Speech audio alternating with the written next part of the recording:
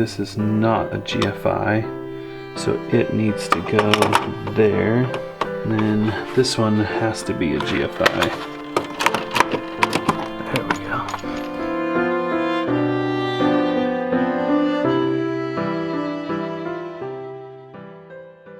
Alright, let's see if this will even reset. The answer is no. I'm not 100% sure. There's nothing connecting the grounding buses, so I don't know that it's grounded through the panel. Maybe it is, but the panel's painted, so maybe the quick and dirty way would just be to run a jumper from that ground over to this bus and see where that's grounded into that bus. So I wonder if that's where that's pulling ground from, and this one needs to have some sort of something like this. I just made this from extra, whatever this is, number 4 wire or something. So if we have to, we can connect those two buses like that. Kind of see how that one's connected through those two buses there. But let's try the cheater method. Let's just jumper from there over to that bus and see if it works. Nope. Kind of worried that the way I have the circuitry set up is not going to work. We pulled 12-2 wire through to replace 2 runs of 12-3 that I had, and the problem is there's no neutral running from the front of the garage to the back, or the back of the garage to the front, whatever. And I'm worried that that's tripping the GFI, although I can't fundamentally understand how, because everything is jumpered or pigtailed, so it's a circuit. A circuit's a circuit, and I don't think it really matters, because at the end of the day, the pigtails go into the breaker, and it's just measuring load coming and going from the neutral and the hot. I guess let's look at more complicated stuff. Well, as soon as I tried to power this circuit on to turn this outlet on, and these outlets, this is actually the circuit where our lights are currently plugged in via extension cord, and as soon as I turned that on, this section did not come on, and immediately I knew something was wonky, and I figured it out. So by mistake, I had wired this outlet string into this light breaker. This is a GFI and that's a GFI, and so this one was tripping that one. So all I needed to do was switch these two, or more importantly, put this on the correct circuit, and bada bing, bada boom, our GFI breaker is super happy. I'm glad for the GFI technology, because I try really hard to make sure that our circuits are laid out correctly, and I feel like when it comes to the panel especially, it's extremely tedious, and I try to take the time to make sure that it's done properly. Every wire, every ground, every neutral. But you know what? I make mistakes, and I'm sure that electricians do too. It gets busy in these panels. We're starting to get to the point where there's a lot of wire. And I'm not super proud of this, but maybe this is normal. I guess there's probably not a way to not do this. But there's quite a few circuits now that actually have pigtails, and so we're wire nutting them at the panel. So this circuit here is a pigtail going to this breaker, and this circuit to this breaker, and so on, because code only allows one wire in each of these breakers, so you have to bring a pigtail out and then wire nut them out here. It's kind of funny because you can fit more than one wire in the breaker, but as soon as the inspector sees that, he's going to fail it, because according to the UL listing for these breakers, it is only listed to have one wire. But anyway, we're at the point now where we've got circuits that have these pigtails, and I think it's important now to become more and more careful when wiring this panel to make sure that your pigtails are all going where they belong. It was a simple oversight on my part, and something told me, because I'm super careful when I wire my outlets and I do all my pigtails at the boxes, it's possible that by pushing the outlet in the box, you know, something's touching something that shouldn't be touching, and therefore you're going to get a ground fault. But pretty rare. But something silly like this, putting the wrong wire on the wrong pigtail, I think that's a pretty common mistake. I wouldn't say it happens every day, but it's going to happen. And I'm thankful that I didn't spend a long time on a witch hunt looking at the switches and the boxes and tearing wire nuts apart and all that stuff, rather focusing on the panel and trying to make sure that everything's good here, like asking if those grounding buses need to be jumpered across, are my pigtails right, and like I said, The telltale was when I flipped on the outlet breaker and the outlet didn't come on. Bing, I knew something was wonky. If you're just joining us and this is the first video that you're watching, we're working on our garage electrical. This is my fairly modified, about 27 time garage electrical plan, and it's kind of crunch time. I scheduled our inspection and we're trying to make sure all the little things are taken care of to make sure that when the inspector comes, if we do not pass for some silly reason, it's just an oversight or a lack of knowledge, not just because we were lazy. So what I was working on just now was landing all the home runs at the panel. If you haven't seen all the previous videos, jump back. We've done a tremendous amount of work to get to the point where we can land these wires. And I think it's a great testament to laying out the circuitry that all we added was 2 circuits to the panel. That's it. That's all this work has resulted is in those 2 breakers. We've reused this breaker because we already had a string of outlets and we just added a second string. So we've got a south and a north circuit, and then we added the light circuit. And there's just a couple 3 more things left to do on my pre-inspection to-do list. And then we're pretty much ready. I'd like to spend some time just going through, like I realized when I was working on the panel that I did not put a second staple up here, and this wire has to be secured every 4.5 feet, so the inspector very likely would have caught that. Something I noticed as I was working here the other day was that these wires are actually too close to the surface of the stud, and I'm not sure if we just overlooked that or what in the past, but we're gonna go ahead and nail plate here and here. So those need to be done, and I think there was one, I saw another one somewhere. Anyway, just looking at all the little details, I feel like that really conveys to the inspector that we're trying and that we want to learn, and he's more likely to help us instead of kind of be defensive and feel like he has to really tear this place apart to make sure that we're not going to hurt ourselves. All right, so that breaker working, all of our lights are turned on. So let's test this switch. This should be the west lights. Uh-oh, turned everything off. That's not a good sign. And that turned everything on. Uh-oh, that's also not a good sign. So that turns them on and off. And that turns them on and off. Misa thinks I wired something wrong, but I'm scratching my head. How could that be wired wrong?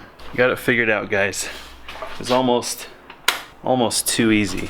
All right, lights are on. So now we want to ask if these switches operate independently of each other. So this should be what? West lights, east lights. Nice. All right, let's try that here. This should be west lights, east lights, west lights, east lights. Nice. Everything works at the stairs too. So I got to thinking to myself, why would it act as one switch or one circuit? And the answer is that there's this little tab. If you look between these 2 screws, you'll see that little copper or gold looking tab. And that tab connects those 2 screws. And that's what makes this outlet act as one continuous circuit. It's what allows us to daisy chain.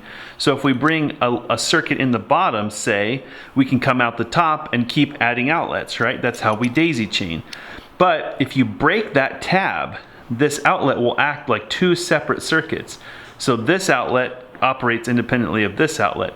If you've ever lived in a house where the top outlet was hooked to a switch and you turned your light on in your bedroom, that you plugged into this outlet with the switch, that's how they do it. They break this little ear and then they wire the switch into this top outlet, and then they wire this bottom one into an outlet circuit, and you have completely independent plug-ins on the same outlet. And that was happening here.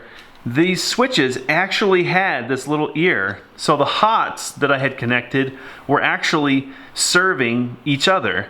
And by breaking that ear, now the upper switch and the lower switch act independently of each other, and that's how we get the 2 different banks of lights to turn on, so that the switches don't operate each other, if you will. So I think if you do good work at your outlets and good work at your switches, and something's not working like happened at the panel, it's pretty simple. Otherwise, you'd probably feel inclined to start tearing these outlets and switches and things out, looking for something like a ground wire touching a neutral terminal or something, maybe from trying to carelessly shove it back in the box. But that's two things so far that I feel like are fairly simple to diagnose once I kind of started thinking about it and I had something that kind of clued me into what was going on. We need to throw a party, an extension cord get rid of party. Man, I can't wait to get rid of this thing. I was okay with it for a long time because it meant we had lights, but no thank you. So that cord just went away because we're now able to power the lights from the lighting circuit. So I think I'm gonna focus on getting this all cleaned up, get the panel put back together. I've got a couple other small things on the to-do list to be ready for inspection. And I'm guessing, based on the title of this video, you guys already know whether we passed or failed. So when I check back in with you, you'll know which one it is. Is that the... Stop judging me. Is that the one hungry person portion, or? If you notice, I drew a line guys, there's halfway a line. to practice portion control. So. Look at that. So I eat up to the line. That's so funny. Very nice. I'm hoping there's some of that later I can have. Wow. Wow. Well, guys, what do you think? Did we pass or fail? Pass or fail? Here's a peek. We failed! I'll try to show what I can, but let's kind of go through a list of reasons that we did not pass this inspection.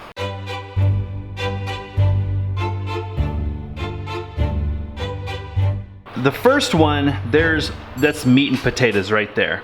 I am happy to report that nothing that we failed for was something that we knew about. So there was just learning experiences on these two, but this one is layered and it's a bit of a can of worms. So bear with me, let's go through the garage door openers and talk about what happened. The way the garage door openers are wired is they're included in the lighting circuit, which is unconventional. I get that. A lot of people wouldn't do that. So we have two outlet circuits in the garage. We have what we're calling the north circuit, which is actually up here, and we have the south circuit. And there are outlets on each wall, east and west, for each. So everything from this post to the south is on a circuit, and everything from this post to the north is on a circuit. Garage outlet circuits, it's important. And then these strings of lights that you see here, there's a string, this is the east circuit, and this is the east or the west circuit. So with the lighting, if you do the calculations, there's just not a lot of current draw, because all these lights are so efficient. We're gonna have stair lights, we have these overhead lights, we'll have exterior lights, but all of that added up is just nowhere near the amount of current draw on the circuit that it's sized for. So in the interest of trying to maximize that circuit and minimize the load on these outlets to free up draw for things that we want to do with it, I decided to put outlets up here for the garage door openers. So the power comes from the panel to this box and then goes to this switch and powers these light strings and these exterior lights. So there's a new code that was included in the 2017 National Electrical Code that changed garage receptacle circuits. Receptacle is an important word versus outlet. Kind of a layperson's term where you plug something in, we call that an outlet. But that's not appropriate in electrical code. An outlet is anywhere that you could tap power. So a light can be an outlet. You follow? It's important. And in that 2017 change, they now require one dedicated receptacle outlet that is 20 amps in a garage. Why is that important? Well, the code says at the end of that the receptacle circuit may have no other outlets. It's confusing, right? Well, if you understand that an outlet is not a receptacle, that helps to clarify. So if you think about it, these lights up here are on a 20 amp circuit. They have receptacles because the lights are actually plugged into a receptacle. So therefore, this circuit is a circuit of receptacles. But it also connects to the lights. That's technically an outlet. So confusing. Bear with me here. So the inspector said, you know, this doesn't meet code. 2017 code says you can have receptacles with no other outlets. So I sat down and I was really frustrated because it didn't make sense to me why that would be true. It just doesn't make any sense to me. So I was thinking I'm gonna have to take these garage door openers and I'm either going to have to put them on the outlet, or excuse me, the receptacle circuit. So the circuit that has that receptacle on it is going to have to power that garage door opener. And that stinks because that's current draw on the receptacle circuits that I could be using for something else, where there's so much current available on this lighting circuit that I would love to power them from the lighting circuit. But it didn't make sense to me. I said to myself, why? And so I sat down last evening and I just read the code. And I looked for some discussion of this code online, and I found quite a few people talking about this. And here's the scenario that the inspector was thinking was present here, but is not. So a lot of track homes or low cost homes, I'll call them low budget, whatever you want to call them, they only have one receptacle circuit in the garage, one. Every outlet, which is probably 2 outlets maybe, or 3 whopping outlets in the garage, are all on one circuit. And the temptation to keep the cost low is to tap that circuit for a light. And that's the situation that the code is referring to. When you have one circuit in the garage for receptacles, you cannot have any other outlets. So you can't put a light or whatever on that circuit, where people would be tempted to do that to save money because they just have to run a little bit more wire and bada bing, bada boom, you've got a light. We don't have that situation here. We actually have 3 circuits in the garage. We have 2 for receptacles. Remember, we have a north receptacle outlet, a south receptacle circuit, and then we have a lighting circuit. And that lighting circuit is where the garage door openers are wired right now. So we are not in violation of that code because we have 3 circuits. 1 would be sufficient to meet code. We have to have one 20 amp receptacle only circuit in the garage with no other outlets. We actually have 2 of those. And the third one is where we have the garage door opener. Sorry if I'm talking in circles. This is very frustrating.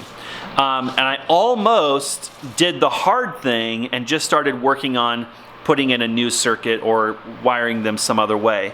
And I actually took the time today and talked to the inspector on the phone. And I said, maybe you misunderstood or I misunderstood, but let's walk through this one more time and get to the bottom of this. And it turns out it was just a misunderstanding. Everything is fine. So I just saved myself several hours of work fixing something that really wasn't fundamentally broken. And I think the lesson here is that while the inspector does have some authority to approve or pass or fail inspections, it doesn't mean they're perfect, and it doesn't hurt to just ask questions. Of course, doing it in a professional way. And for me, that meant taking the time to research this portion of the new electrical code and make sure I think I understand it. And then respectfully approach the inspector and say, hey, I don't think that we're on the same page here. This is how I understand the code. We came to an agreement and I just saved myself a bunch of work, and I don't know that that would have made our garage any better by putting all of those appliances on a different circuit. Speaking of the inspector, there he is, stripes and spots and all. What are you coming to inspect? So just share with me in the excitement of pushing this button.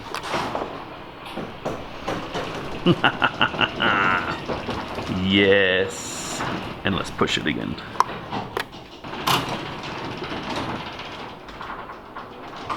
I wanted to share that. I know it's lengthy, sorry, but I think these little, I'll call them minutia, are gems because we live in an area where homeowners can pull their own permits. We can do our own electrical. We're not being told how to build our house. And I think it's important to say that if you approach this like a professional, you're going to get a much different reaction from the inspector than if you approach it as a knucklehead and say, hey, I think you're wrong and I think you're stupid, right? That's not going to get you far. And I think that we're fortunate that our inspector is working with us. While he's not an electrician and he's not giving us advice, I think he's trying to help us make it work, whatever we want to do. So that takes us past garage door openers. That was a big one. Here's why that happening is a gem. We're kind of tiptoeing our way through a lot of these projects because each time we're learning something new. So bathrooms under code are required to have a 20 amp circuit dedicated to bathrooms. Laundries are required to have a 20 amp circuit dedicated to the laundry. You cannot share that circuit with anything else. There's actually a provision in the code for central heating and air conditioning equipment must have its own circuit, and it cannot share it with anything else. Are you guys seeing the pattern here? So the code now has a requirement for garages to have a 20 amp circuit that cannot be shared with anything else. That's important because as we start to plan and lay out the circuits for the living area, we're gonna have kitchens and bathrooms up there. And it was important for me to kind of go through this exercise because the debacle with the garage door openers would be a very easy pitfall to fall into with kitchen planning, say. You have these outlets that you string along and you think, oh, it's just, I can only pull 3 feet of wire and bada bing, bada boom, I've got a light. Well, you can't do that, from what I understand, in a kitchen. So having this happen was good for me because it made me stop and say, so if that's true here, is that also true in the future? The answer is yes. I need to spend some time reading the code, so don't hold me to all this stuff. I need to study this stuff and become more aware as we lay these circuits out. But this could become a problem, and it would surface during an inspection where the inspector would say, hey, I see what you did there, but see, that doesn't work. That's not going to meet code. All right, on to this one. Some of you are going to get a kick out of this, and I'm totally with you, but there's probably a good lesson to be learned here. So how I mounted these ceiling outlet boxes made some of you, your eyes bleed. I get it. So there's a long explanation in a previous video about why I used the block and why we set those boxes the way we did. We failed because of how I mounted this box to the block. So here is a little brother to the box that I used to mount those boxes to the ceiling. You can see that they have a nail that comes through the side, and obviously they're meant to be mounted to a stud. And this box would be aligned here. This little nubbin gives you your 1/2 inch reveal, and then you would drive the nail into the stud.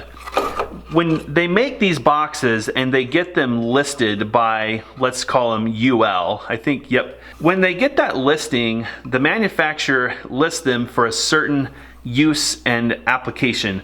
This box, this exact box, is listed to be mounted like this against a stud with a nail or a screw driven in.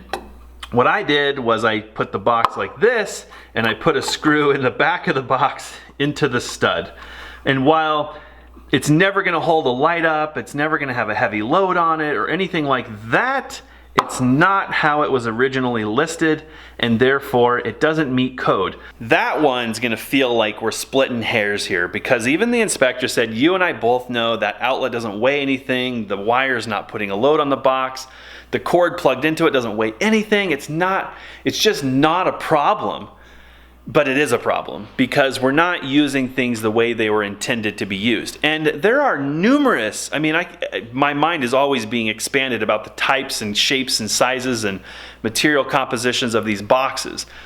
There's a box for everything. So there's really not a need to take a box and kind of cowboy it. I guess I just thought, hey, this is easy, it'll work, I'll just cowboy it. And in the end, I don't blame the inspector for saying, hey, you can do better than that. And he's right. I think it wouldn't have taken me much more work to lower the blocks and then use the box the way it was intended. The inspector did educate me that there are boxes out there that are intended for rear mounting. So I found this fiberglass box when I was at the hardware store. So this box has 2 locations where a screw is permitted to be used in the back of the box. This box is like $4. It also has nails on the side, so you can use it for nails too, or you can put screws in the back, right? A couple of options. This box does not have the screw indentations in the back, and it's not labeled for that use. Instead, it has an ear on the side. And this is the only permitted use for this box. This box is about $2. And this box, which we used, is about 23 cents. Having had a great conversation with the inspector, I think we can make these boxes work. I just need to do a little bit different stuff with the blocking. The last one, which is tiny, it's a little thing, is knockouts in metal boxes. So we installed these beautiful outdoor metal boxes for the GFIs on our post. And they have knockouts, or what is what they call a knockout. They're actually threaded on the top, the bottom, and the back, or they're called a 3-hole box, something like this. They have a hole there, on the back, and the top. We used the hole on the top to insert that conduit connector, right? And actually, I think there's 2 holes. Yep, so see them, there's actually 2 holes on the bottom. Well, the problem was they only included 2 knockouts. Just like this one, they only include 2 knockouts. But this box has 4 holes. So I filled the 2 on the bottom and not the one on the back. So that was open. And that's not gonna work. And the reason for that is that this box is actually a fire enclosure. So if for some reason a fire were to happen inside this box, you want it contained in this box. And this post is combustible. So if we mount this box to this post and a fire starts inside there, in theory, it could catch that post on fire. So all I had to do was purchase some additional knockouts and insert it into the back, and that brings these boxes up to code. Before I start working on the blocking for the lights, I'd like to get these outside lights installed.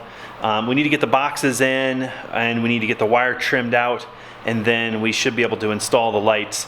They are going to be temporary boxes to some degree because we're not certain what the siding material will be on the lower part of the garage. So we're going to use a box. We talked a little bit about this in a previous video that has ears on it, and the ears are both rotatable and they are somewhat adjustable. So if these boxes won't work in the long run, we can always replace them with something that does work with the siding material. If the finished material is combustible, the box must be within 1/4 of an inch of the finished face of that material. That's a code.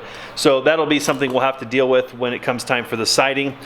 For now, I think we can probably just put some sort of real primitive piece of trim or something around where the box, or excuse me, where the light's gonna mount. So let's get the boxes in, we'll get them trimmed out, and then we'll kind of see where we're at, and if we can, we'll go ahead and install the lights.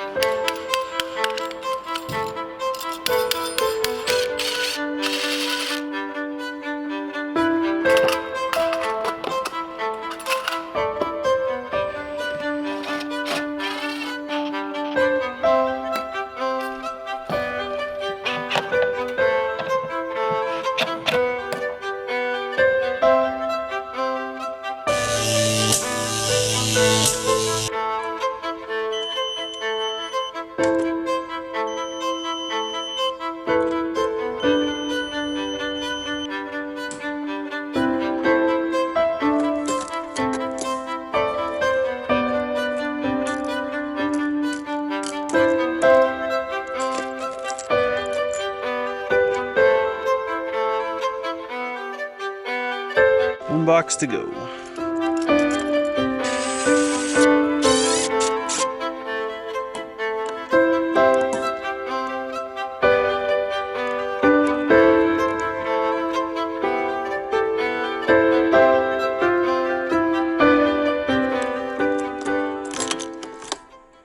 Well, I've decided to not install the lights tonight. I ran into a problem that I should have been able to see coming, and just didn't. This box specifically is too small for what I'm trying to do here, and so that box is going to have to get bigger no matter what. So might as well do it right the first time, although there's a good chance we're going to have to change these boxes out You know, we don't know how long this is going to be temporary. Temporary becomes permanent for a lot of things, or semi-permanent. So I'd rather just take the time, pull that box apart, and put the box in there that'll do the job well. And that'll feel good. And then, of course, when the inspector comes, he's not going to see a problem with it, and everything will be good to go. So reason to just kind of bag this project for tonight and move on to something else.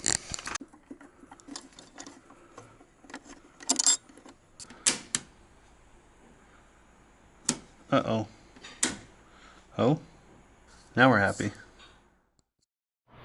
Well, life ended up winning last night, and I decided to shut it down. I think that's just experience talking. Time to jump to the ceiling blocks and hopefully get all of these boxes in compliance.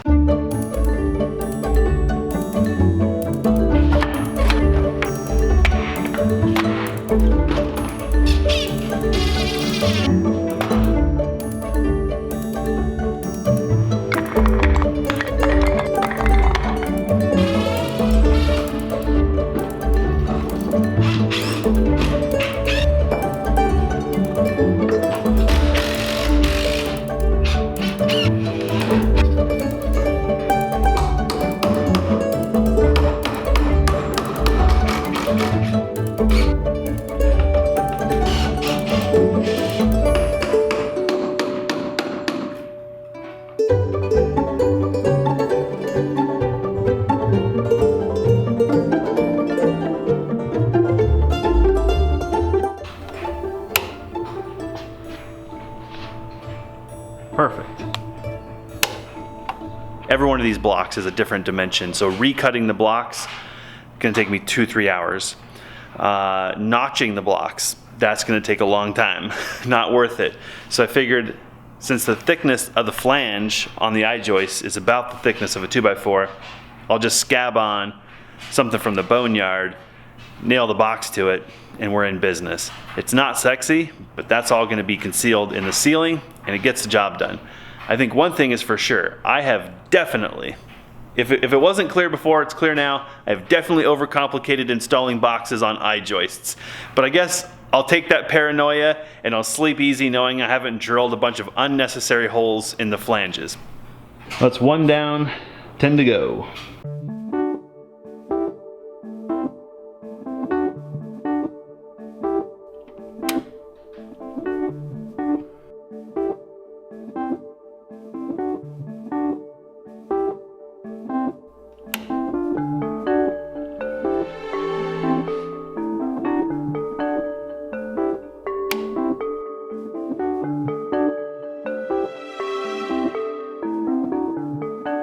Seriously, why?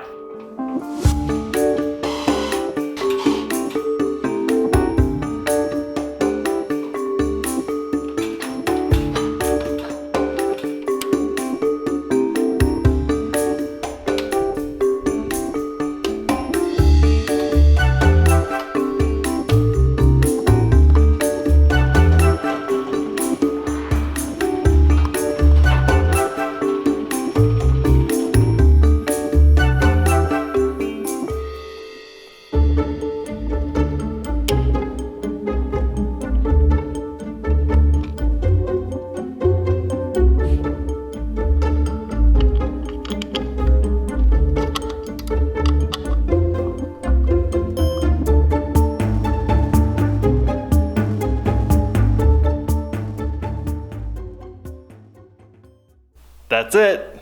That's all we had to do, right? Well, obviously we need to get the exterior lights installed, but that's a little bit more of a project than I was planning.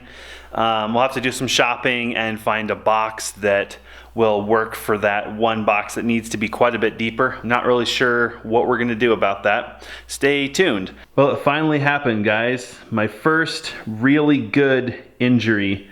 There's actually a hole in the top of my fingernail.